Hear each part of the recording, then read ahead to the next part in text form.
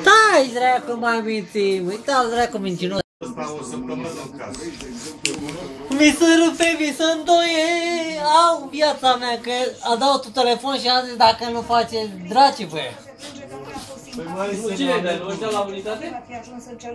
Sunt la 112, domne, dacă nu faceți drum, vă ce-ți dracu. Unul dacă e salvare, știi, unul se fac la Bălăcean. Asta e, dă judecat, dă judecător. Dă-l dracu pe pușcăriașul ăla. După 5 zile pe drept PNG-ul, Cristian Cioacă a apărut astăzi în boxa acuzațiilor de la tribunal. Auzi. Îi dă drumul.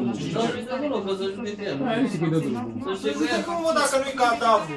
După ce v-ați băgat? Păi a zis că a găsit urme mult de sânge. Degeaba urme dacă n-ai urme. Poate ia pus cineva, mă, poate ia și la cineva aici, pe fângele, aia pe el. Să găsești cadavru, mă, ca să te ia. Da, dar nu are melodia aia, omurați-ne melodia. Referire directă la procurorul Marius Iacob. Dar eu cred că dacă au omorât-o, cred că a băgat-o în accident ceva, mă, de la mai găsit.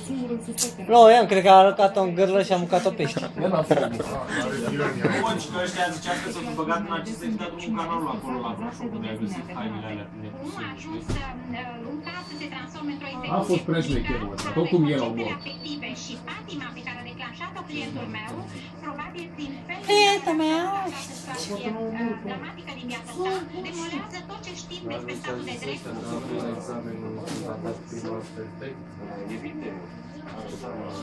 Bă! L-a făcut ofițer, de ce? Păi și așa, cred că nu vedem că e un criminal. Hai, dracu, și ăsta. Faci un criminal ofițer, auzi. Dar ce pune aici că l-a făcut general? A făcut Ponțanu general. La ora 12, când este programat următorul